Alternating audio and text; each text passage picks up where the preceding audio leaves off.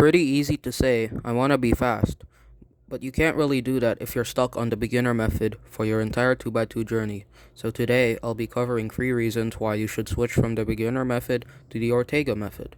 For starters, the Ortega method is an intermediate 2x2 method consisting of 12 algorithms and 3 steps.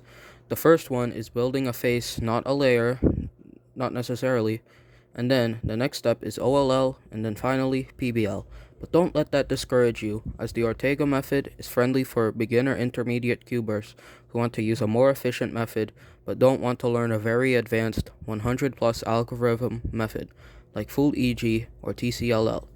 The Ortega method takes a bit of time to get used to, but you can easily drop from 30 to 50 seconds to under 30 seconds to 20, 10, and then sub 5 seconds.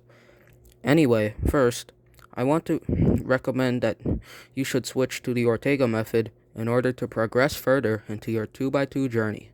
You could think of the Ortega method as a sort of bridge to progress to more advanced methods later on.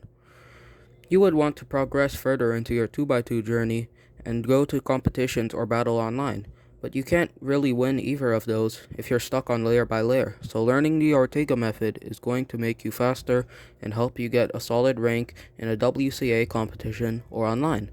The second reason why you should switch to the Ortega method is because the method is not only fast, but it also helps you recognize some important 3x3 algorithms. There's this OLL case that's on screen that translates to the line case on OLL that you'll see on 3x3. And there's also this TPerm that is used on the last step of the Ortega method, PBL, that is also used on the PLL in 3x3 CFOP.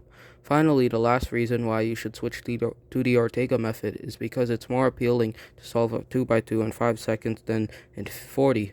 Because you don't want your friends to lose interest watching you solve for 10 plus minutes and then the bell rings and next period starts. So it'll be more fun and encourage you to keep going instead of just giving up only knowing the beginner method. So in conclusion, I recommend learning the Ortega method and doing the switch from beginner, not only because it's more faster and efficient, but it will very much help you progress in 2x2 and your in general cubing journey, and will help you learn some 3x3 algorithms since they both share some.